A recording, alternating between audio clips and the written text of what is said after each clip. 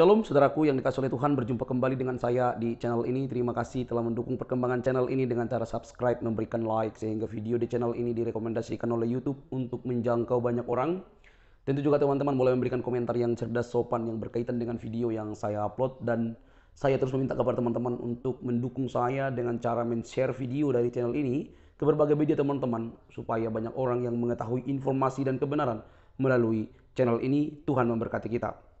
Saudaraku yang dikasihi oleh Tuhan, adalah satu kebahagiaan ketika Tuhan Yesus memberikan kita kesempatan untuk memberi hak jawab kita kepada orang-orang yang menyalahpahami tentang keyakinan kita, kekristenan.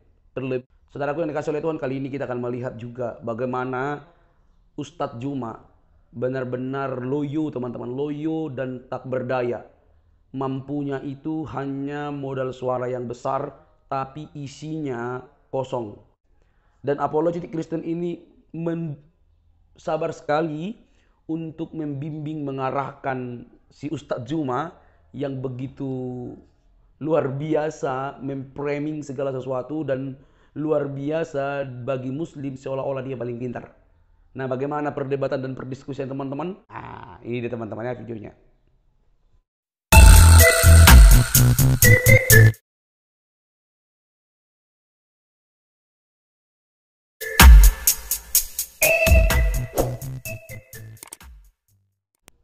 Dia lebih pantas Anda tuhankan karena dia nyata di depan Anda sekarang. Tidak daya. Yesus itu hanya ada di tulisan Anda, di kitab-kitab yang terjemahan demi terjemahan yang sudah 2000 tahun yang lalu. Tapi tidak daya, Anda lihat dengan mata kepala Anda sendiri, dia bisa membuat orang lumpuh berjalan. Tuhankanlah dia kalau Anda mau. Yang sudah diajari bisa membuat kita hormati, kamu sendiri menjawab. Nah, kira-kira kalau bicara tentang Muhammad, apa yang bisa dipraktekkan?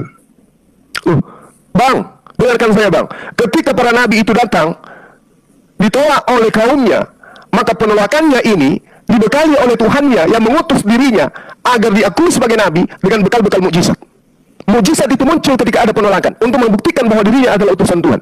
Baginda Rasulullah Muhammad SAW, perlawanan yang dihadapi bukan perlawanan seperti perlawanan bangsa Israel kepada para nabi.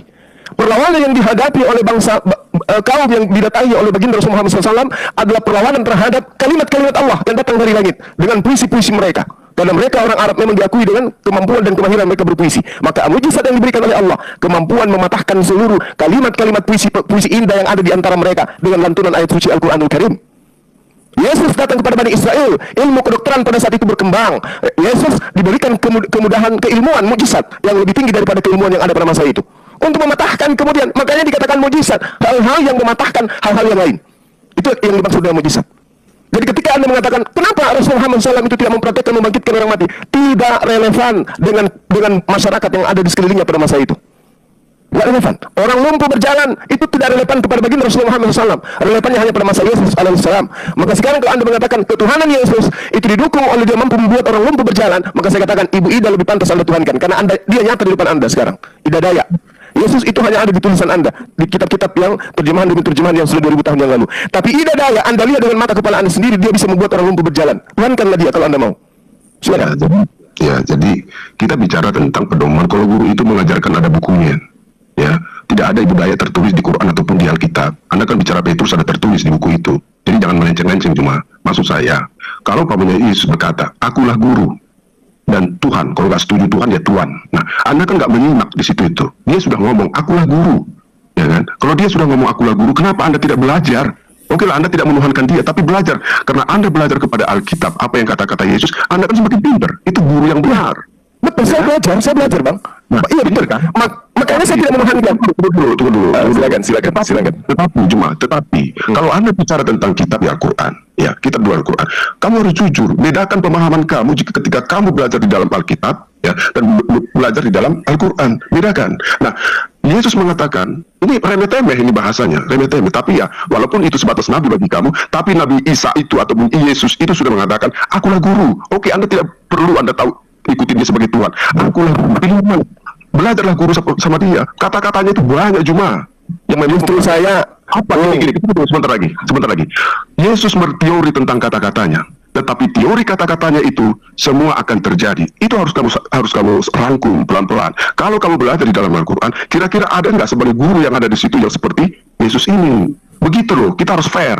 Kita belajar dalam pedoman buku. Ya, di pelajaran sekolah juga buku. Jadi maksud saya, Anda mempelajari 90% Anda berbicara tentang buku yang namanya Alkitab, tetapi Anda jarang sedikit minim Anda mengatakan tentang apa yang dipelajari Anda dalam Quran. Itu minim sekali. Itu yang saya rindukan, kamu nggak fair membuka itu semua. Gitu. Bang. Di Al-Quran Nabi Isa alaihissalam mengatakan, wattaqullah wa ati'un.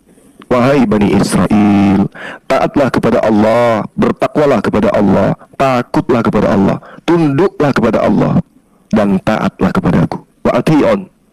Nabi Isa alaihissalam meminta Bani Israel untuk taat kepada dia. Sama ketika di dalam kitab saudara dikatakan, inilah anakku yang kukasihi, kepadanya aku berkenan, dengarkanlah setiap perkataan yang berasal dari dia. Nah sekarang, kalau Anda merujuk kepada ketaatan perkataan Yesus, Yesus mengatakan dalam Yohanes 14, jika engkau percaya kepada aku, engkau juga akan melakukan pekerjaan-pekerjaan yang aku lakukan. Yesus adalah seorang Muslim, dia taat. Tadi saya sudah katakan kepada saudara, dia melaksanakan segala perintah yang Tuhan berikan kepada dia. Dia mengerjakan apa yang diperintahkan oleh Tuhan. Bahkan kesaksiannya dia, Bung, syahadatnya dia sangat jelas. Apa syahadatnya Yesus? Di dalam Yohanes 5 nomor 36, ada kesaksian, ada persyahadatan yang dilakukan oleh Yohanes. Tetapi persyahadatanku, kesaksianku jauh lebih penting dari kesaksian Yohanes. Apa itu? Bahwa semua pekerjaan-pekerjaan yang membuat Abdon menuhankan aku, pekerjaan-pekerjaan itu justru membuktikan aku ini adalah utusan Tuhan. Itu syahadatnya Yesus, persaksian Yesus tentang dirinya, yang anda gugat bahwa dia adalah Tuhan itu sendiri. Dia mempersaksikan dirinya kok. Ada kesaksianku yang lebih penting dari kesaksian Yohanes. Sabar. Ada kesaksianku yang lebih penting dari kesaksian Yohanes, apalagi kesaksian seorang Abdul Sagala. Apa kesaksian itu? Bahwa semua pekerjaan-pekerjaan yang aku lakukan, membangkitkan orang mati, membuat air menjadi anggur, membuat buta melihat, lumpuh berjalan, pekerjaan-pekerjaan itu, kesemua pekerjaan itu bersaksi tentang aku, bahwa engkaulah yang telah mengutus aku. Yang mengutus aku bukan setan, yang mengutus aku bukan PBB, yang mengutus aku bukan RI, tetapi pencipta langit dan bumi. Ini kesaksian beliau. Maka saya mengimani dia adalah utusan Tuhan. Dia adalah Nabi Allah, dia adalah Rasulullah yang diutus kepada Bani Israel. Nah, kalau Yesus sudah mempersaksikan dirinya seperti itu, Anda bisa apa? Kecuali yang dikatakan oleh Yesus dalam Matius 7 nomor 23, enyahlah daripada aku Abdon, engkau pembuat kejahatan, aku tidak mengenal engkau. Ayo, sekarang siapa yang percaya kesaksian Yesus? Saya atau Anda? Silakan. Oke. Jadi gini, cuma biar fokus pembicaraan ini ya, kamu harus pahami dulu, kamu mempelajari buku terbitan apa. Kamu harus tahu siapa yang menerbitkan ini ya. Siapa yang penulis-penulisnya? Apakah memang orang paham-paham? Apakah orang pinter-pinter? Kamu harus tahu buku itu. Nah, guru ini yang mengajarkan lewat pedoman ini, itulah makanya orang-orang Yahudi yang sudah mengetahui tentang kitabnya, tapi masih belajar kepada Yesus. Kamu harus tahu, Yesus sudah memberi peluang kepada kamu, cuma akulah guru dan Tuhan, atau dan Tuhan. Terserah kamu, pilih yang guru nggak apa-apa. Ya, memang beda, memang harus Tuhan, jangan Tuhan, Bang. Ya, 90% Anda itu mempelajari dan terikat dan pintar Anda mengeluarkan karena ada buku aja yang Anda pelajari dalam kitab itu, Anda sudah pintar. Tapi Anda tidak mengakui siapa guru itu. Jadi Anda tidak paham. Ketika dipraktekkan, Anda pintar teori dulu. Anda pintar teori, tapi tidak mengakui guru itu mempraktekkan. Anda tidak pernah hadir dalam praktek itu. Sampai kapanpun kamu selalu berteori cuma. Kamu tidak bisa bermujizat, kata Yesus, menyembuhkan orang sakit dan lain-lain. Itulah yang katanya itu kalau murid itu harus ada prakteknya supaya dia lebih pinter. Begitu. Bang, sebelum Yesus itu jadi guru, dia jadi murid dulu, dia sekolah. Pahami dulu itu. Dan itu tidak disepakati oleh pencipta langit dan bumi. Gugur dia di sana. Kedua, tadi saya sudah membacakan data dari Al-Quranul Karim. Apa yang diterangkan oleh Al-Quran? Wa ati'un, dan taatlah kepadaku. Yohanes 10 nomor 27. Aku mengenal muridku, aku mengenal pengikutku, mereka mendengarkan aku dan mengikuti aku. Wa ati'un. Coba. Nah sekarang Anda menjadi Kristen, menjadi penyembahnya, Anda taat kepada siapa? Kepada Paulus. Tapi jangan bahas dia, jangan bahas Paulus dulu. Kita fokus kepada Yesus. Yesus ini sebagai guru mengajarkan apa rupanya kepada murid-muridnya? Adakah dia mengajarkan untuk membatalkan hukum Taurat? Tidak ada. Adakah dia mengajarkan untuk ibadah hari Minggu? Tidak ada. Adakah dia mengajarkan untuk kemudian membatalkan apa yang menjadi aturan, ketentuan, ketetapan, hukum-hukum Tuhan? Tidak ada. Bahkan Yesus mengatakan dalam Matius 5 nomor 19, barang siapa yang meniadakan meski yang paling terkecil lalu mengajarkan kepada orang lain, dia akan menempati neraka. Itu yang pertama. Kedua, yang harus Anda perhatikan perkataan-perkataan saya setelah ini. Yesus ketika berdakwah kepada Bani Israel, dia tidak pernah mengatakan waspadalah dan berhati-hatilah kepada bangsa Arab, waspadalah kepada Bang Suma, waspadalah kepada apologet Muslim. Nggak pernah. Yesus mengatakan kepada murid-muridnya, waspadalah kepada Paulus, waspadalah kepada Paulus, waspadalah kepada Paulus. Orang Farisi, ragi Farisi, keturunan Benyamin, keturunan serigala, penyesat, antikristus. Lalu kemudian dikatakan, celakalah mereka, ular bluda, keturunan ular bluda. Kepada siapa kita harus waspada menurut Yesus? Kepada siapa? Kepada penulis-penulis kitab saudara, orang-orang Farisi. Di dalam Matius 15 nomor 23, Matius 23 nomor 15. Ya, jelas sekali Yesus mengatakan, celakalah engkau wahai orang Farisi, Matius 15. Engkau menyeberangi lautan, menjelajahi daratan, mentobatkan orang non-Yahudi masuk ke agamamu, menjadi orang neraka, dan 2 kali lebih jahat daripada engkau sendiri. Kalau Anda itu mampu menelaah, menelusuri sampai kepada ujung daripada data itu, maka Anda akan mendapatkan agama Anda sebagai agama orang-orang yang ada sebagai ahli neraka. Kenapa? Orang Yahudi, Bang, orang Farisi, ahli Taurat, mendirikan sebuah agama. Agama yang didirikan bukan Islam, tapi agama yang didirikan adalah Kristen. Makanya saya katakan kepada Anda di awal pertemuan tadi, orang-orang Yahudi memiliki Tuhan beda dengan orang-orang Kristen. Ini kenapa? Karena ahli Taurat meninggalkan Yerusalem, keluar meninggalkan Yerusalem, mengajarkan sebuah konsep, menjual anak Maria sebagai Tuhan, dan diaminkan oleh Romawi dan Yunani, menyebar sampai ke Indonesia, dan itu Anda menjadi pengikutnya. Apa kata Yesus? Celakalah orang Farisi yang menyeberangi lautan, menjelajahi daratan, mendirikan agama, mentobatkan orang masuk ke agamanya menjadi orang neraka, dan 2 kali lebih jahat daripada mereka. Satu-satunya agama yang dibentuk oleh orang Farisi adalah agama Kristen. Catat itu, Bang, jangan sombong. Jangan sombong terhadap kebenaran. Silakan. Terima kasih. Saya bukan sombong, itulah ciri-cirinya kamu. Cuma kalau berteori itu terlalu panjang, prakteknya pendek. Prakteknya contoh seperti saya guru, ini mesin mobil, saya gambarkan dulu. Ini klepnya, ini dekselnya, ini kabulatornya, ini injeksinya. Itu muter-muter, muridnya yang mendengar itu nggak sampai tergambar ke sana kalau tidak ada mobil itu dipraktekkan. Guru yang benar, Yesus sendiri yang mengatakan, akulah guru. Jadi maksud saya, Anda 90% dari Anda berteori, bercerita, tetapi Anda tidak mengambil satu pun dari kitab yang Anda pelajari. Kita harus fair gitu loh. Nah, selalu ini pembahasan, kenapa? Karena memang terbitan buku ini diisi oleh yang diilhami. Itu loh, maksud aku, siapa gurunya, murid-murid yang menuliskan ini, atau orang-orang pengikut yang menulis ini, siapapun itu, dia berdasarkan kepada gurunya. Maka orang selalu memanggil guru. Orang Yahudi itu mengakui dia seorang guru. Sebagai ahli Taurat. Maksud saya gini, gini. Mempelajari pernyataan saya. Mempelajari, saya juga mempelajari dalam sisi 2 kitab ini. Saya pelajari walaupun terjemahannya saja, tapi saya yakin terjemahan itu ya tidak beda jauh lah. Ya, maksud saya di sini, Anda selalu berteori, tetapi Anda tidak pernah berteori di dalam kitab yang Anda pelajari. 90% Anda selalu meyakinkan buku ini, tetapi Anda mematahkan sendiri. Anda pelajari, tapi Anda patahkan. Guru yang mana Anda pelajari itu? Bang, gini bang, untuk mengetahui sesuatu itu palsu, kita ambil sesuatu itu dan kita kaji. Untuk mengetahui uang itu palsu, uang itu kita ambil dan kita teliti. Untuk mengetahui cincin emas itu palsu, kita ambil cincin itu lalu kita uji. Itu teorinya seperti itu, dan prakteknya seperti itu, ilmu logikanya seperti itu. Oke? Jadi kalau Anda mengatakan, kenapa Anda menggunakan kitab itu? Ya untuk membongkar bahwa ini bukan firman Tuhan. Tapi saya tidak sedang ingin membahas itu, Bang. Saya hanya ingin tahu dari Abang, orang Farisi ketika keluar dari Yerusalem, agama apa yang didirikan? Itu aja dulu poinnya.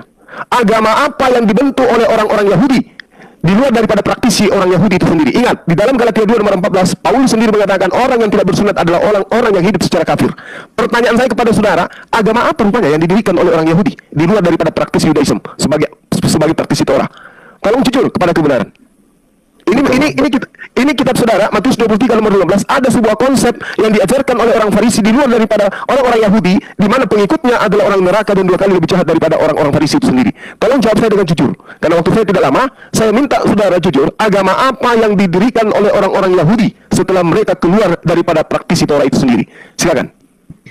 Anda bicara agama, ya, tapi Yesus tidak pernah, gurunya itu tidak pernah mengatakan agama, tapi memberikan edukasi tentang kehidupan ini, mempraktekkan pekerjaan-pekerjaan Allah itu. Jadi Yesus adalah bukan guru seperti kamu bilang guru dunia itu. Dia guru daripada kerajaan Allah, dia juga guru dalam dunia ini. Dia mempraktekkan apa? Dia mempraktekkan pengajarannya apa? Tentang siapa Bapak itu, tentang siapa dia. Benarkah dia guru yang kamu praktekkan tentang penciptaan? Dulu jangan foto, saya tadi diam mendengarkan kamu lama ya. Jadi guru yang sebenarnya itu tidak ada guru yang lebih hebat kalau tidak bisa mempraktekkan. Sekarang saya tanya, guru yang mana Anda ikuti? Nah, saya ikuti Yesus, Bang. Saya ngikutin, makanya semua pernyataan yang saya katakan tadi adalah pernyataan Yesus. Anda sudah semua yang saya sampaikan ke Abang itu adalah pernyataan Yesus, pernyataan guru saya. Ini, Anda kan seorang praktisian ataupun seorang punya bela diri lah. Ya, yang namanya satu bela diri itu di zaman sekarang itu hanya satu Anda pelajari, Anda KO. Paham nggak maksud saya? Anda lebih paham di dalam Alkitab, tapi Anda lupa dasar-dasar kamu yang ada di Al-Quran. Anda tidak menguatkan, Anda tidak kuat di situ. Kalau Anda kuat di situ dasar kitab perguruan kamu, bawakan itu kitab ini gitu loh. Jangan kamu masuk, tapi nggak tahu tentang apa perguruan ini yang punya Alkitab. Anda mengajari, tapi hanya teori. Anda bukan murid dari satu perguruan ini. Kita bicara bela diri dulu nih. Tapi dasar kamu bela diri kamu itu, yang dasarnya itu, kamu tidak mempelajari. Kenapa? Kamu lemah mungkin di situ untuk mengalahkan perguruan ini. Kan gitu simpelnya. Maksud saya, mana prakteknya bela diri kamu yang dalam kitab itu, berikan kepada jurus-jurusnya untuk menghantam yang namanya Alkitab ini. Jangan Anda mempelajari kitab Alkitab, tapi kamu sendiri mematahkan. Kan lucu itu. Bukan murid yang baik seperti itu. Abang, harusnya itu Abang begini berpikirnya. Ini orang bukan dia punya kitab, kok dia lebih tahu daripada saya. Dia guru kungfu, tapi kitab-kitab kungfu, ya, dia selesaikan dengan mudah. Kok saya sendiri tidak? Kamu karena Anda sombong terhadap kebenaran. Bukan saudaraku, bukan Anda sombong dan angku terhadap kebenaran. Adakah yang salah yang saya sampaikan dari tadi, dari perkataan-perkataan Yesus? Ada. Menurut Anda ada tidak? Ada yang salah. Yang mana yang salah? Anda hanya mencomot dari perguruan itu. La haula wala quwata illa billah. Dengarkan. Baik. Satu menit. Saya klarifikasi. Satu menit. Gini bang. Al-Quran menerangkan seperti ini. Bismillahirrahmanirrahim. In huwa illa abdun al'amna alaihi wa ja'alnahu mathalan li bani Israel. Nabi Isa itu sebagai contoh pelajaran bagi Bani Israel. Dia diberi nikmat kenabian. Ini Al-Quran. Kami imani. Saya mengimani. Saya rangkulan, saya pelukan, saya ciuman dengan ayat ini. Nah, bagaimana dengan Yesus? Diterangkan di dalam kitab saudara, Kisah Para Rasul 2 nomor 22. Dengarkan saya bacakan. Hai orang-orang Israel. Nah, ini orang Israel yang diseru nih. Al-Quran mengatakan mathalan li bani Israel. Tidak keliru kan? Hai orang-orang Israel, dengarkan perkataan ini. Yang aku maksud adalah Yesus dari Nazaret. Apa yang diterangkan oleh Al-Quran? In huwa illa abdun amna alaihi wa ja'alnahu mathalan li bani Israel. Yang kumaksud ada Yesus dari Nazaret, seorang yang ditentukan oleh Allah dan yang dinyatakan kepadamu dengan kekuatan-kekuatan, dengan mukjizat-mukjizat, dengan tanda-tanda yang dilakukan oleh Allah dengan perantaraan Yesus di tengah-tengah kamu, seperti yang kamu tahu. Apa yang diterangkan oleh Al-Quran? Mathalan li bani Israel. Tidak ada yang salah kan? Kekuatan, mukjizat, tanda-tanda yang dipertontonkan oleh Yesus adalah sebagai tanda bukti dia adalah utusan Tuhan kepada Bani Israel. Al-Quran tidak salah. Pernyataan saya tidak keliru. Yang bermasalah sekarang adalah Anda mempertuhankan sesuatu yang keluar daripada kaidah-kaidah yang diajarkan oleh sang guru tadi. Anda mengatakan dia guru. Tapi sang guru ini tidak pernah mengajarkan dirinya adalah Tuhan pencipta langit dan bumi. Tapi Anda tuhankan. Ini sebenarnya yang menjadi murid durhaka saya atau Anda? Silakan bang.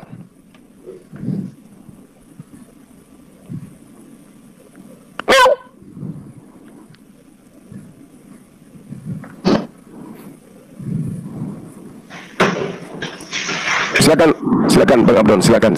Waktu saya 1 menit. Saya masih ada 15 menit lagi ya, teman-teman. Ya, jadi Oke, makasih. Jadi sebenarnya kalau teori itu A sampai Z bisa aja, tapi kita yang saya butuhkan di sini praktek. Kalau guru itu bisa mempraktekkan, memberi praktek kepada muridnya juga sama seperti itu. Anda sudah bilang Petrus. Nah, kalau tidak berguru kepada yang tidak bisa mempraktekkan, itu Anda tinggal pikir sejauh mana Anda bisa hanya teori saja. Contoh nih, Tuhan kata orang tidak terlihat benar, tapi hanya teori saja dia. Tuhan ini begini, Tuhan ini begini, Tuhan ini begini. Itu fakta, tidak nyata ada di bumi ini. Tapi Yesus adalah guru yang benar. Dia mempraktekkan tentang siapakah Tuhan itu, siapakah Bapa itu, bagaimanakah dia. Dia sudah mempraktekkan, datang untuk mengajari murid-muridnya, yaitu mengajari anak-anaknya, mengajari hamba-hambanya kepada semua manusia. Itulah guru yang benar. Jadi maksud saya simpel saja. Jika Anda belajar kepada guru manusia, Yesus sudah berkata, percuma kamu beribadah kepadaku, sebab ajaranmu adalah ajaran manusia. Itu kata Yesus. Jadi maksud saya di sini, kita nggak perlu jauh melompat, tapi kita harus sadar, kita sebagai berguru dalam satu kitab ini, satu buku ini, boleh kita bandingkan dengan yang lain-lain. Siapakah manusia yang Anda sebut itu? Kalau Anda mengatakan Isa Al-Masih, Yesus adalah manusia yang bisa mempraktekkan yang namanya Maha Pencipta, Maha Pengasih, Maha semuanya. Hanya Yesus yang bisa mempraktekkan semua, yang lain tidak ada. Itulah guru yang benar. Silakan. Oke, Abang, saya masih melihat pada diri Abang ini ada tanda-tanda untuk mendapatkan hidayah. Sayang sekali Anda tidak menggunakan akal dalam menakar setiap ucapan-ucapan Yesus dan juga ucapan yang saya sampaikan. Jadi gini Bang Abdon, kalau Anda berbicara mengenai praktek, berarti Anda akan saya giring kepada kondisi di mana Yesus itu adalah seorang Muslim. Dia bukan Kristen, Yesus itu. Tadi di awal Anda mengatakan Yesus tidak mengajarkan agama. Anda keliru. Matius 5 jelas dikatakan, jika hidup keberagamaanmu tidak lebih baik, tidak lebih sempurna daripada ahli Taurat, engkau tidak akan masuk ke dalam kerajaan surga. Kepada siapa? Agama yang kepada Bani Israel. Kepada Bani Israel. Kepada siapa? Orang-orang ahli Taurat kan? Kepada Bani Israel. Kenapa? Dengarkan Bang. Pada saat Yesus berkata di depan Bani Israel, di situ tidak ada penyembah mereka, penyembah Yesus. Tidak ada orang-orang pemakan babi di sana. Tidak ada orang tidak bersunat di sana. Camkan itu baik-baik. Maka Paulus mengatakan dalam Galatia 2 nomor 14, orang yang tidak bersunat adalah orang yang hidup secara kafir. Yesus tidak mungkin dikerumuni oleh orang-orang kafir. Satu. Yang kedua, di dalam pengajaran Yesus Bang, Matius 23 dari satu perikop Anda baca dari nomor 1. Yesus meminta kepada murid-muridnya agar jalan seperti ahli Taurat. Kenapa? Mereka mengajarkan Taurat tapi mereka tidak mempraktikkan. Tidak ada bedanya dengan Kristen hari ini. Mengambil kitab perjanjian lama tapi dia tidak praktikkan. Bahkan tadi di awal Anda mengakui Tuhan yang ada di dalam perjanjian lama beda dengan Tuhan Anda. Itulah bukti. Yesus mengatakan apa? Jangan kau ikuti mereka. Makanya saya tidak ikuti Kristen. Karena orang-orang ahli Taurat saja yang menteorikan tapi tidak mempraktikkan Taurat, kami tidak perlu ikut kepada mereka. Kami tidak percaya. Nah itu poin. Kemudian, Bung, kalau Anda mengatakan Yesus itu adalah guru dan murid yang baik adalah mencontohi apa yang dipraktekkan oleh gurunya, maka saya katakan Anda lah yang kena dengan pernyataan Yesus. Percuma mereka menghormat kepada aku, tapi apa yang mereka lakukan adalah perkataan manusia. Anda menuhankan Yesus, menyembah Yesus, ibadah hari Minggu, makan babi, tidak bersunat. Itu ajaran siapa? Ajaran manusia, bukan ajaran Yesus. Coba kita lihat. Yesus mengajarkan kemudian bersyahadat. Yohanes 17 nomor 3. Persaksiannya di dalam Yohanes 5 nomor 36 yang saya bacakan kepada saudara. Beliau mempersaksikan Tuhan satu-satunya Tuhan dan dia adalah utusan Tuhan. Kemudian Yesus mengajarkan umatnya untuk ibadah. Ibadahnya itu sholat. Sholat itu sujud dalam beribadah. Berdiri, ruku, sujud. Itu dipraktikkan oleh Yesus. Anda tidak mempraktikkan itu. Yesus sunat. Yesus berpuasa. Itu bukti bahwa beliau itu adalah muslim. Taat dia beragama. Di dalam menerima perintah, dia mempraktekkan perintah itu. Makanya dikatakan bahwasanya pekerjaanku adalah melakukan pekerjaan yang diperintahkan oleh Bapa untuk aku lakukan. Bahkan berkata pun, Yesus tidak berkata-kata dari diri sendiri. Yohanes 12 nomor 49. Apa yang aku katakan adalah apa yang diperintahkan. Ketaatannya mencerminkan dia seorang Muslim. Sementara Kristen, ya satu menit lagi Bang. Sementara Kristen ini adalah sebuah sekte yang didirikan atas dasar pembatalan hukum-hukum Taurat dengan menjadikan Yesus sebagai tameng. Dengan matinya Yesus di atas tiang salib, dia telah membatalkan hukum Taurat beserta segala ketetapan yang ada di dalamnya. Maka Kristen muncul, tidak lagi melakukan hukum Taurat. Sama enggak dengan ajaran Yesus? Tidak. Nah, kalau Yesus guru, sejatinya jadilah murid yang baik seperti saya. Dia mengatakan, aku diutus hanya kepada domba-domba yang hilang dari Bani Israel. Saya aminkan, yes, oke Yesus, kamu diutus untuk Bani Israel. Aku menyembahnya kepada yang ada di surga. Oke Yesus, kamu menyembahnya ada yang di surga. Hidup kekal itu adalah mereka mengenal engkau satu-satunya Tuhan yang benar. Oke Yesus, saya percaya bahwa Tuhan yang mengutus engkau adalah satu-satunya Tuhan yang benar dan engkau hanyalah utusan Tuhan. Saya percaya, saya murid yang baik. Anda percaya tidak? Anda membantai itu semua. Silakan. Oke. Jadi kembali lagi, kamu selalu berteori ya. Kalau di Alkitab itu ada tata cara bersunat, karena kamu yang bilang sunat ya. Ada tata cara bersunat, ada yang memerintahkan sunat, kepada siapa diperintahkan perjanjian sunat itu. Semua lengkap jemaah. Kalau Anda mempelajari dalam kitab Al-Quran itu, mana ada kata sunat, siapa yang mengajarkan sunat? Paling kamu nanti bilang itu ulahnya Ibrahim, tapi di situ harus tercatat jemaah. Jadi kamu harus mengakui jujur. Anda yang mengatakan itu, tapi Anda diserang kembali oleh perkataanmu. Kalau di Alkitab itu tidak ada Yesus melarang orang yang tidak bersunat. Tunjukkan kepada saya, karena itulah guru yang benar. Paham itu cuma. Jadi maksud saya, jika ada buku yang bisa kita pedomani sesuai teori, sesuai praktek. Katanya kalau guru itu bisa menciptakan, muridnya juga harus bisa menciptakan. Itulah guru yang benar. Jadi kalau guru hanya berteori, muridnya pun hanya selalu berteori. Ini simpel ini pengajaran ini. Makanya dari kata-kata itu kamu sudah menjalani ya, kamu sudah menjalani membuka kitab itu, membuka buku itu. Kamu semakin pintar, kamu harus mengakui itu. Olah pikiran kamu semakin pintar tentang Tuhan itu, dan sedikit kamu bantah, dan sedikit kamu bantah. Tetapi jika kamu mempelajari kitab yang satu itu, ya Quran itu, Anda akan tidak tahu, karena tidak bisa diserupakan oleh itu, tidak sebagai makhluk oleh itu. Nah, prakteknya, jujur, Anda juga tidak tahu. Tapi Yesus sudah mempraktekkan tentang siapa Tuhan itu, bagaimana Tuhan itu menciptakan, bagaimana dia memberikan mujizat. Semua dia bisa katakan itu. Dan apa yang dikatakan oleh guru itu, Yesus itu, terbukti semuanya. Jadi maksud saya, Jemaah, biar semakin mendalam, saya minta selalu kamu memberitakan sesuatu, mengajari murid-murid, tapi kamu ambil buku yang bukan kamu pelajari sesungguhnya. Itu kekurangan kamu. Nah, kalau kamu bisa memperbandingkan dengan jujur, dengan fair, tentang sejarahnya, tentang nabi-nabi, nabi manakah itu, bagaimanakah itu, di antara dua kitab ini, kan harus fair. Ya, siapa yang membuktikan di situ lebih lengkap? Apalagi bicara sunat. Sunat itu adalah perjanjian Allah kepada Abraham. Oke? Dan itu satu budaya bagi orang-orang Yahudi. Sunat itu harus disunat. Bukan karena agama juga mereka sudah, setiap yang bukan pengikut daripada itu orang-orang suku-suku yang lain, itu sunat. Itu budaya Yahudi. Dan Yesus pun ikut di sana. Tapi tidak ada masalah sunat dan tidak sunat dibicarakan oleh Yesus. Itu guru yang benar. Yang bersunat atau tidak bersunat, itu tidak masalah kepada guru itu. Guru yang benar tidak memandang orang itu miskin atau kaya atau bagaimana. Itu guru yang benar. Tapi kamu selalu mengatakan seperti orang Yahudi, harus sunat. Kalau tidak sunat, harus dibantai, harus ini. Guru yang mana kamu dapat itu? Sebelum itu. Kan kita harus fair. Guru yang benar itu, ahli Taurat pun yang tahu tentang bagaimana tata cara beribadah mereka, memanggil Yesus adalah guru, tapi mereka tidak mengakui Yesus itu adalah Tuhan. Tidak masalah. Dia sudah diakui sebagai guru. Contohnya saja, teori-teori dalam dosa, dalam hukum-hukum, banyak sekali dalam hukum Taurat itu. Banyak sekali, ada 10 pelita, ada 600-an lagi, larangan-larangan, makanan, minuman, segala macam. Tapi kamu harus tahu, jawab Yesus itu kepada orang-orang ahli Taurat, bertanya, guru, kata ahli-ahli Taurat orang Yahudi, hukum manakah yang paling utama dan paling terutama? Murid-murid itu, orang Yahudi itu bertanya kepada Yesus. Apa jawab Yesus? Hanya 2 cuma. Dari 100 ribuan itu hukum-hukum yang ada di Taurat itu, Yesus menjawab hanya 2. Kasihilah sesamamu manusia seperti dirimu sendiri.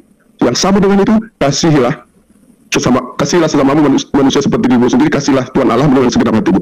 Hanya 2, universal. Kita bicara tentang Tuhan dan kita bicara tentang manusia. Semua itu kalau kita lakukan perintah guru ini, Anda tidak akan terlibat dalam dosa.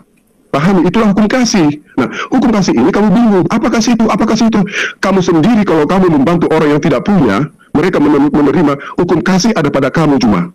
Anda dapat hukum kasih itu dari kitab ini, tapi Anda tidak dapat hukum kasih di dalam Quran itu. Buktikan sama saya, ayo kita fair. Bagaimana Tuhan itu memberikan pelajaran? Siapakah yang mengajari di Alkitab? Tuhan sendiri. Siapakah yang mengajari tentang di Quran itu? Siapa?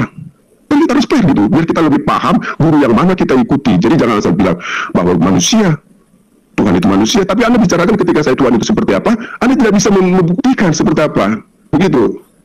Ya kan? Bang, tadi saya sudah mengatakan Tuhan saya dan Tuhannya Yesus itu sama. Laisa kamitslihi syai'. Kita udah final di situ. Jangan Anda rubah-rubah lagi. Kristen sendiri yang Tuhannya sendiri. Yahudi dengan Islam sama Tuhannya. Kristen itu, jadi Anda jangan bangga dengan konsep itu. Ini konsep Tuhan Anda nggak usah Anda jajakan. Karena itu akan saya makan mentah nanti. Cukup ini yang kita bahas yang tadi. Nah, Anda mengatakan saya tidak ngerti tentang kasih. Bung, justru karena saya sedang mempraktekkan kasih, saya mengajak Anda untuk menjadi pengikut Yesus. Matius 5 nomor 19, barang siapa yang meniadakan dan mengajarkan, coba, barang siapa yang meniadakan dan mengajarkan, akan tetapi barang siapa yang tidak meniadakan dan mengajarkan, ada 2 nih ya, sama-sama mengajar. Jadi kalau kasih kepada orang lain, ajari orang lain untuk mendudukkan perkara hukum-hukum Tuhan. Kalau sayang kepada orang lain, ajarkan orang lain untuk mendudukkan Yesus sebagai utusan Tuhan. Nah, kalau dia tidak kasih, maka ajarkan Yesus itu adalah Tuhan. Nah, sekarang bagaimana mungkin Anda mengatakan aku kasih kepada Tuhan, tapi Anda menggugurkan semua perintah-perintahnya? Baca Yosua 22 nomor 5. Bukti kasih kepada Allah, kepada Tuhan adalah menjalankan dengan sangat setia. semua ketentuan-ketentuan yang dituliskan di dalam firman Tuhan berdasarkan apa yang diserahkan kepada Musa. Baca itu bang, itu kitab kasih. Yosua 22 nomor 5. Syarat kasih kepada Allah, kepada Tuhan adalah sangat setia. Itu dalilnya begitu. Engkau harus berlaku sangat setia kepada segala ketetapan, ketentuan, aturan, hukum-hukum yang dituliskan Musa. Itu. Kasih kepada manusia adalah mengajarkan manusia untuk tunduk dan patuh kepada ketetapan-ketetapan Tuhan. Bagaimana mungkin Anda bisa kasih kepada anak istri? Jangan ke orang lain dulu. Ke anak istri aja dulu. Anda mengajarkan mereka menjadi Kristen, sementara Kristen adalah agama yang didirikan oleh orang Farisi sebagai orang neraka. Bagaimana Anda dikatakan kasih? Anda mengajarkan Kristen kepada anak istri Anda, sementara Kristen itu adalah agama yang tidak diajarkan oleh Yesus. Kristen itu adalah agama yang berdoa kepada Yesus, bernubuat demi nama Yesus, bermujizat demi nama Yesus, mengusir setan dengan nama Yesus. Dan Kristen itu adalah satu-satunya agama yang memanggil Yesus Tuhan. Dan Anda tahu bahwa Yesus akan mengusir orang-orang yang memanggil dia Tuhan dengan mengatakan, "Enyahlah daripadaku, engkau semua pembuat kejahatan." Bagaimana mungkin Anda dikatakan kasih kepada anak istri? Anda mengajarkan satu konsep di mana konsep itu bukan diajarkan oleh Allah Bapa. Sementara Yesus mengatakan, tidak semua orang yang memanggil aku Tuhan masuk ke dalam kerajaan langit, melainkan dia yang melakukan kehendak Bapakku yang ada di surga. Apakah menyembah Yesus itu adalah kehendak Bapa yang ada di surga? Bukan. Apakah membatalkan hukum Taurat itu adalah kehendak Bapa yang di surga? Bukan. Apakah menjadi Kristen, menjadikan Paulus sebagai rasul itu adalah kehendak Bapa yang ada di surga? Bukan. Maka di dalam Matius 13 nomor 50, orang-orang yang melakukan kejahatan akan dilempar ke dalam neraka. Bagaimana mungkin Anda disebut kasih kepada anak istri Anda kalau Anda membiarkan mereka dilempar ke dalam api neraka? Sementara Yesus mengatakan, jika engkau percaya kepada aku, engkau akan melakukan pekerjaan-pekerjaan yang aku lakukan. Nah, Yesus tidak melakukan pekerjaan-pekerjaan Kristen, ke gereja hari Minggu, makan babi, pesta Natal. Yesus tidak lakukan itu. Kenapa Anda melakukan? Sementara Anda mengatakan kasih. Yang dikatakan kasih, taat kepada Allah, Tuhannya Yesus, dan taat kepada Yesus, utusannya Allah. Itu baru kasih. Kasih kepada Allah, mengajarkan manusia, mengajarkan kepada saudara Abdon untuk kembali kepada jalan yang benar. Itu yang dikatakan kasih. Kalau mengajarkan menyembah kepada manusia, itu bukan kasih, itu laknat. Anda mengajarkan laknat kepada Allah, laknat kepada sesama manusia dengan mengajarkan mereka menjadi Kristen. Karena Yesus tidak pernah mengenal Kristen itu apa. Itu yang perlu Anda pahami. Saya satu sesi lagi ya, habis ini saya pamit. Silakan dulu ya, oke. Jadi Anda dari tadi ya benar saya omongin, kamu mempelajari kitab yang mana. Jangan lupa kulit dari kacangnya dan kacang dari kulitnya. Anda mengatakan kasih dasar kamu kitab suci Alkitab. Guru yang benar adalah mempelajari kitabnya sendiri dan disampaikan. Kalau Anda bicara tentang kasih tapi tidak ada praktiknya yang Anda pelajari, itu sama dengan di 2 Petrus 2:3. Dan karena serakahnya guru-guru palsu itu akan berusaha mencari untung dan kamu dengan cerita-cerita isapan jempol. Ya, baca itu cuma 2 Petrus 2:3. Dan karena sekiranya guru-guru palsu itu akan berusaha mencari untung dari kamu dengan cerita-cerita isapan jempol mereka, tetapi untuk perbuatan mereka itu hukuman telah lama tersedia dan kebinasaan tidak akan tertunda. Jadi maksud saya, Anda harus guru yang benar. Kalau saya bicarakan tentang kasih, Anda jangan isapan jempol kasih-kasih, tapi tidak ada tertulis dalam kitab yang Anda pelajari. Harus fair gitu. Jadi saya tahu tentang kasih itu seperti apa yang tertulis di dalam kitab yang Anda pelajari. Anda mengambil kitab Alkitab. Jadi nggak fair dong begitu. Guru yang benar itu mempelajari tentang kitab yang diserahkan kepada murid-muridnya, bukan kitab Alkitab yang diserahkan. Kitab Quran itu yang diserahkan, dibaca pengertiannya, dibaca pemahamannya. Maksud saya di sini cuma biar kita lebih paham. Anda sudah satu langkah lebih maju karena Anda mempelajari Alkitab. Nah, tapi karena terlalu maju, Anda tidak mampu menceritakan apa yang kita bahas tentang kasih. Pedoman kita itu sebagai guru adalah terbitan yang Anda buku, itulah yang dipelajari. Jangan yang lain-lain. Itulah guru yang benar. Maka dari itu, jangan sampai kamu cuma tertulis di 2 Petrus 2:3. Dan karena serakahnya guru-guru palsu itu akan berusaha mencari untung dan kamu dengan cerita-cerita isapan jempol mereka. Tetapi untuk perbuatan mereka itu hukuman telah lama tersedia dan kebinasaan tidak akan tertunda. Jadilah guru yang benar, cuma Anda tidak tahu tentang apa yang disampaikan tentang kasih. Kalau tidak ada tertulis tentang kasih yang diajarkan oleh Tuhan atau diajarkan oleh guru yang Anda yakini di dalam Quran itu siapa, jangan kepada guru seperti yang lain, ya, kepada manusia. Karena Yesus mengatakan percuma mereka beribadah kepadaku, ajaran mereka adalah ajaran manusia. Ajaran manusia tentang Tuhan tidak mampu menceritakan tentang Tuhan. Hanya Yesus sebagai Tuhan, dia bisa menceritakan tentang Tuhan dan kerajaan Allah. Jadi guru yang benar adalah Yesus sudah mengatakannya, akulah guru dan Tuhan. Oke? Silakan. Iya. Oke, baik. Jadi gini, Bung. Saya sedang berbicara dengan orang Kristen. Beda kalau saya lagi internal Islam tentang kasih sayang, pasti larinya ke Al-Quran.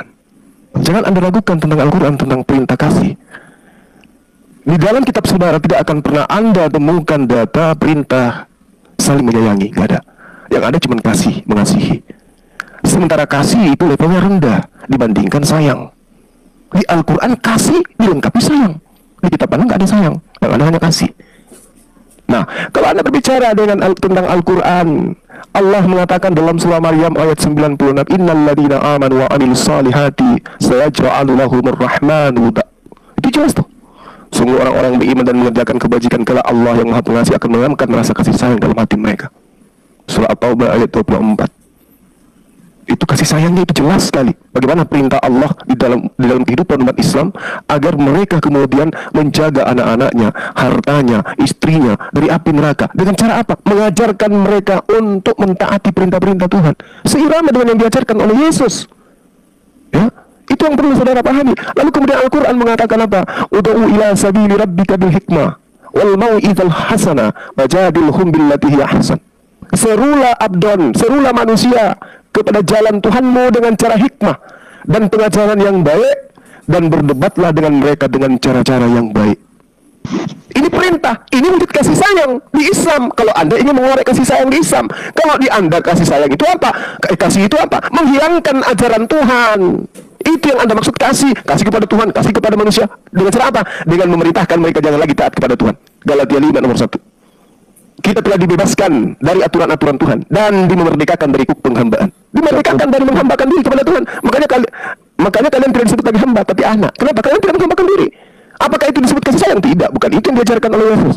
Al-Quran menerangkan. Kapan kamu tahu mempraktekkan? Praktek apa? Teori kan itu. Praktek apa? Ayat yang Anda kami mempraktekkan setiap saat. Saya mempraktekkan setiap saat mengasihi. Saya mempraktekkan setiap saat saya mengasihi. Jadi saya mempraktekkan setiap saat saya Siapa guru Anda? Maksudnya apa ini? Siapa mempraktekkan itu yang Al-Quran guru saya. Oh, Al-Quran. Al-Quran guru saya. Iya. Mempraktekkan itu. Baginda Rasulullah Muhammad, dengarkan. Baginda Rasulullah Muhammad sallallahu alaihi wasallam datang mengubah semua pokok-pokok ajaran kesyirikan menuju kepada keselamatan. Apakah itu kurang?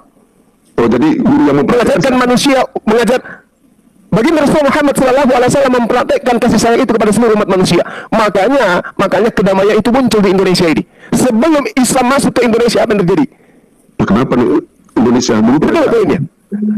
Dulu bukan Indonesia, ini kerajaan. Justru itu kerajaan Islam berdiri dengan kokohnya di Nusantara ini. Ya, Anda kan minta yang mempraktekkan siapa? Siapa mempraktekkan itu? Kan Islam yang mempraktekkan ajaran kasih sayang itu justru dipraktekkan oleh Islam. Anda ini sesi terakhir saya loh, ya. Ini sesi terakhir saya loh, oke? Jadi kalau Anda kemudian ingin melihat apa yang dipraktekkan oleh Islam, tengoklah Islam. Anda hidup di tengah-tengah mayoritas Islam. Anda terancam. Terancam apa? Bagaimana? Terancam apa itu maksudnya? Kalau saya berbuat jahat.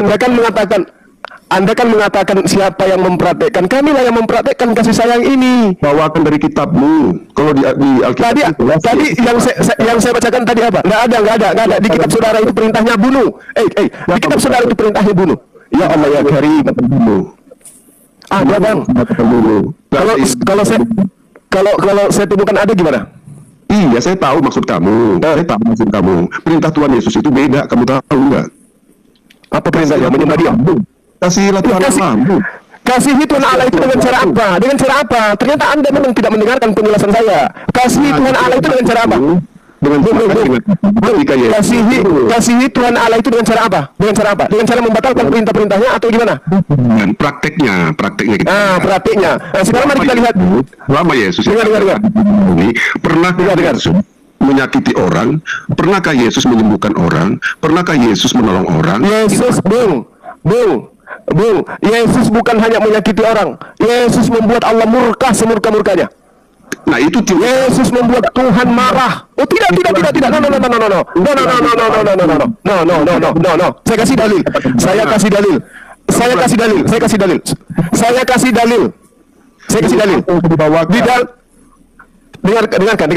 Dengarkan dulu. Sabar. Kalau perlu lepaskan kacamatanya biar Anda bisa dengar dengan baik. Dengarkan. Di dalam kitabnya orang Yahudi, Tuhan mengatakan di dalam Ulangan 27, terkutuklah orang yang tidak mempraktekkan hukum Taurat ini dengan perkataan. Orang Kristen tidak lagi tidak mempraktekkan dengan perbuatan. Sorry. Sabar. Anda kan minta data kan? Saya kasih data. Di dalam kitabnya orang Yahudi. Tuhan sendiri yang memproklamirkan. Terkutuklah orang yang tidak mempraktekkan hukum Taurat ini dengan perbuatan. 1.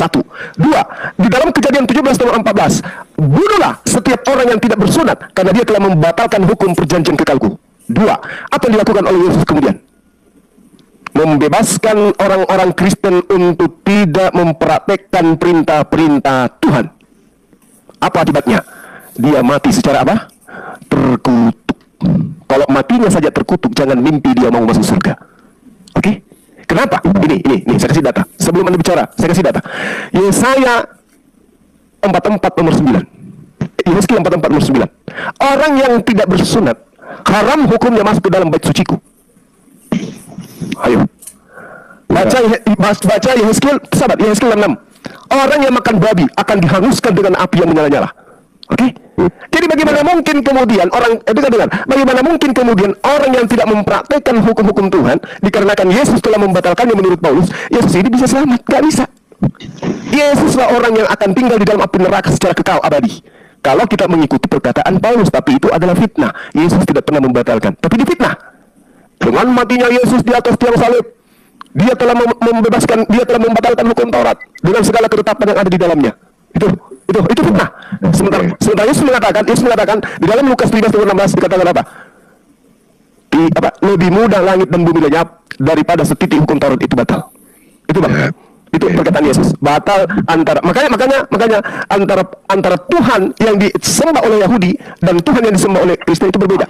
Makanya syariat yang dilakoni oleh orang Yahudi dengan syariat yang diperhatikan oleh Kristen itu berbeda. Apa buktinya? Itu membuktikan bahwa Kristen ini bukan ajaran Yesus. Demikian dari saya, Bang Abdon. Teman-teman yang ada di sini, sahabat-sahabat, Anda boleh tanggapi, saya dengarkan nanti. Saya pamit dulu. Jadi saya Abdon ini dia menuntut kepada Bang Suma karena jangan dulu, saya mau ngomong dulu, saya selesaikan dulu dengan Cuma. Jadi pemahaman tentang hukum Taurat, pemahaman tentang apa yang diajarkan oleh Yesus, kami tidak mengerti ajaran siapakah yang layak untuk itu, ya. Kalau Anda mengasalkan babi, sunat, Anda tidak tahu apa yang dikatakan Yesus tidak pernah dalam rangka untuk menghilangkan satu pun dari hukum Taurat itu. 10 perintah Allah cuma tidak ada yang namanya sunat di situ, tidak ada yang namanya babi di situ. Jangan dulu potong. Jadi pemahaman seperti ini, kamu tidak tahu apa kitab Taurat, apa yang namanya kitab.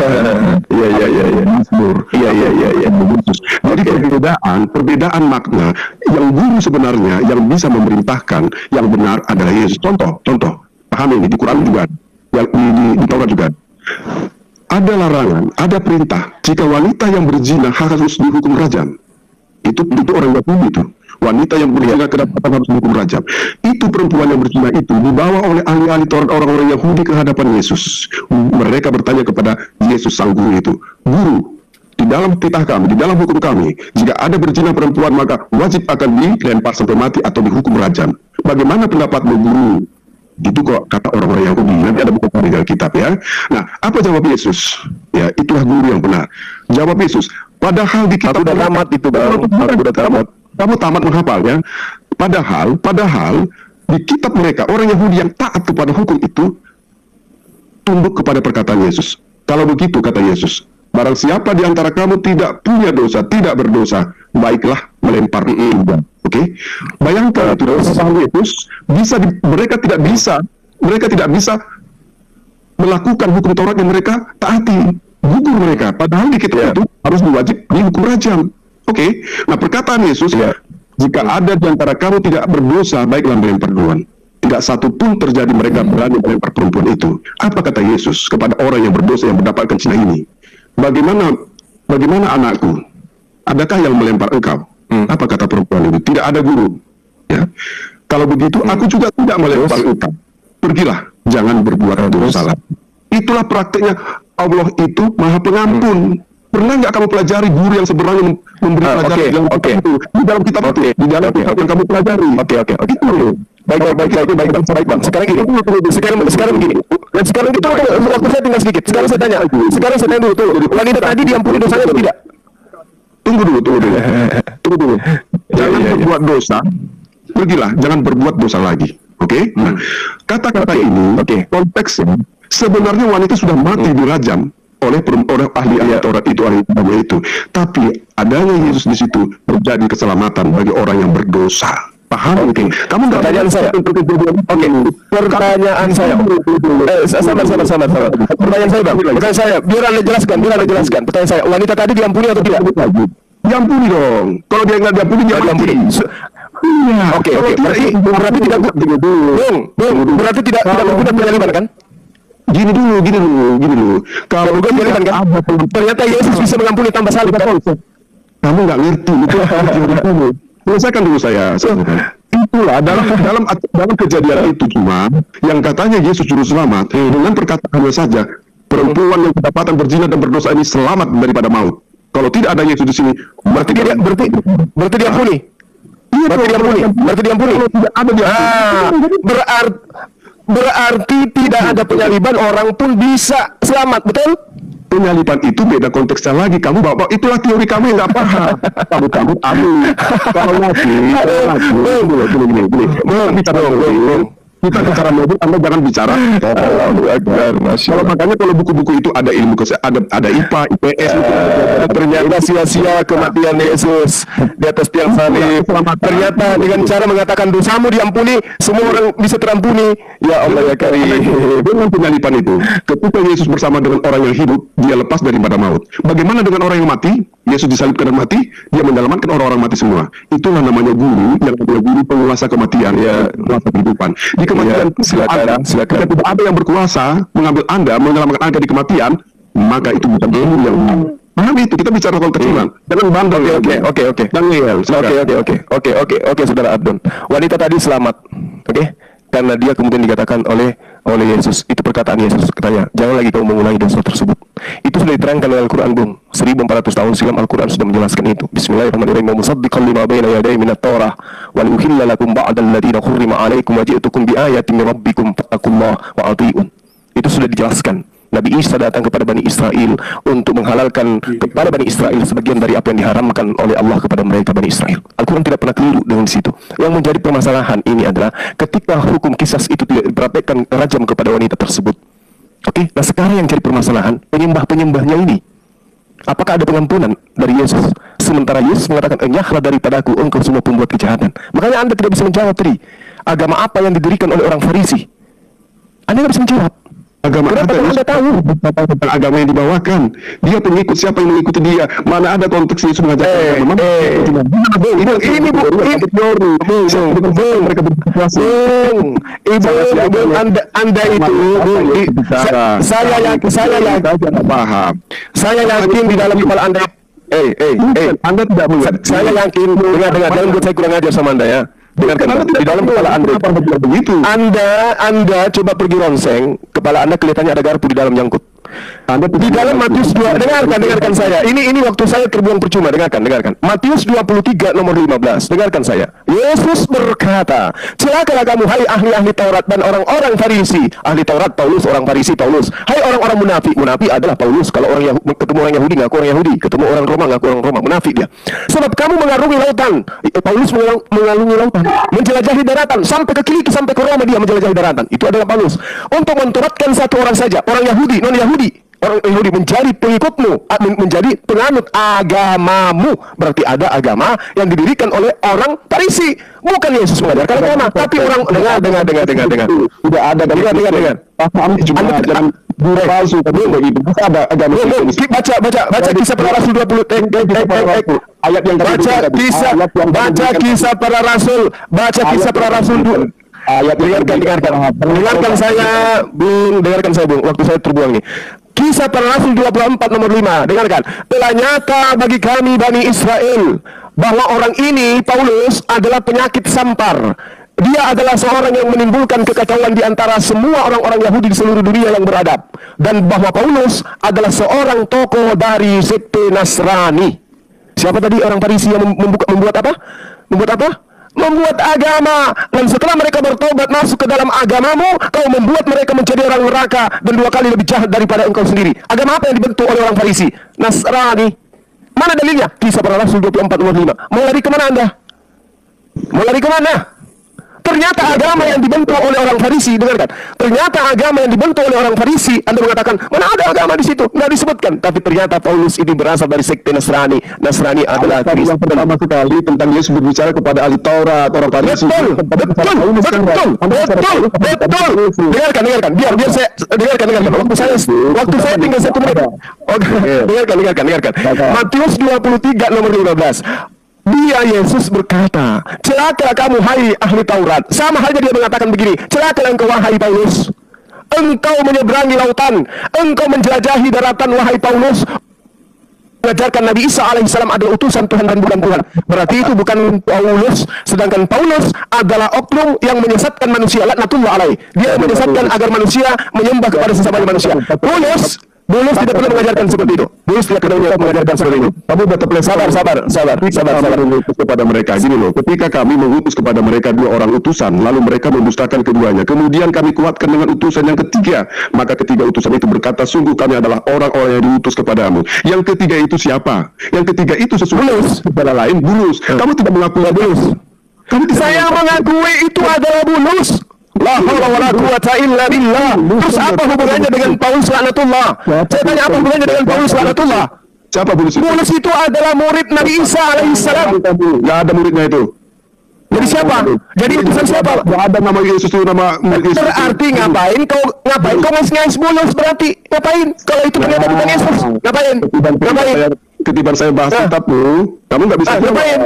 Nah, kan saya sudah mengatakan Bulus adalah utusan Nabi Isa alaihissalam. Siapa? Bulus utusan Nabi Isa alaihissalam. Kamu nggak tahu orangnya. Nah, kalau saya tanya juga Paulus itu siapa? Siapa nama bapaknya? Siapa nama mamanya? Udah. Host. Dan teman-teman saya pamit undur diri. Ya, saya pamit undur diri karena saya ingin membimbing persyahadatan sebentar jam 1. Jadi saya harus ke kantor dulu, harus ke kantor baru ke markas. Oke, Saudara Abdon, saya minta Saudara tolong ya lain kali kalau bertemu dengan saya gunakan akal sehat, gunakan ilmu. Hadapi saya, kalahkan saya dengan ilmu, bukan dengan keluar seperti ini ya. Hadapi saya.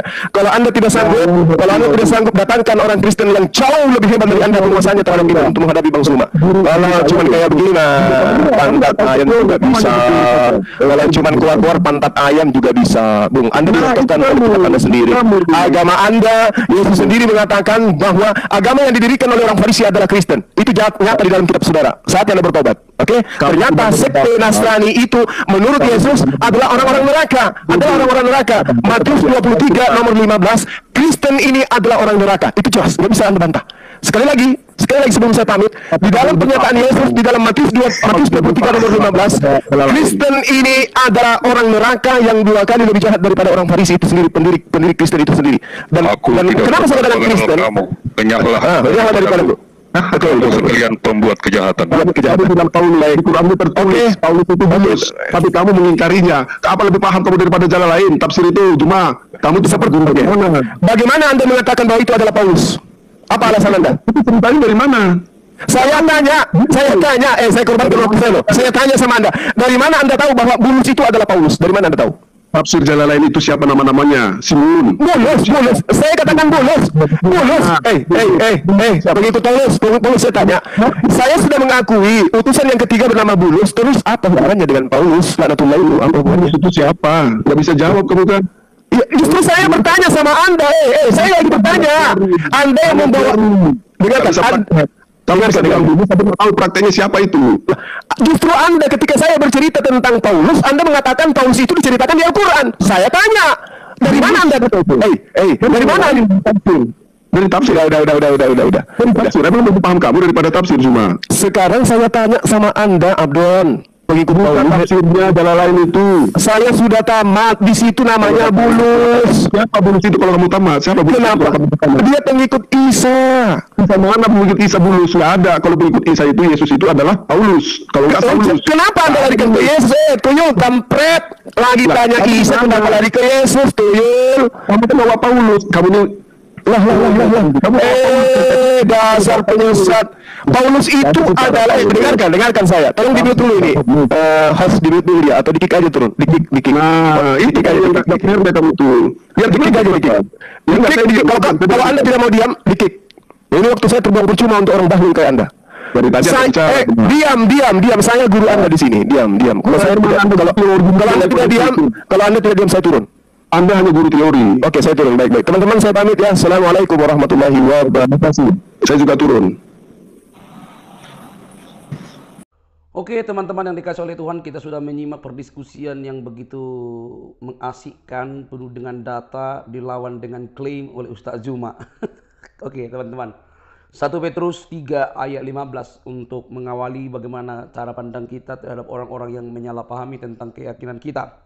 1 Petrus 3 ayat 15 dikatakan, tetapi kuduskanlah Kristus di dalam hatimu sebagai Tuhan, dan siap sedialah pada segala waktu untuk memberi pertanggungjawab kepada tiap-tiap orang yang meminta pertanggungan jawab dari kamu tentang pengharapan yang ada padamu, tetapi haruslah dengan lemah lembut dan hormat, dan dengan hati nurani yang murni, supaya mereka yang memfitnah kamu karena hidupmu yang saleh dalam Kristus menjadi malu karena fitnahan mereka itu.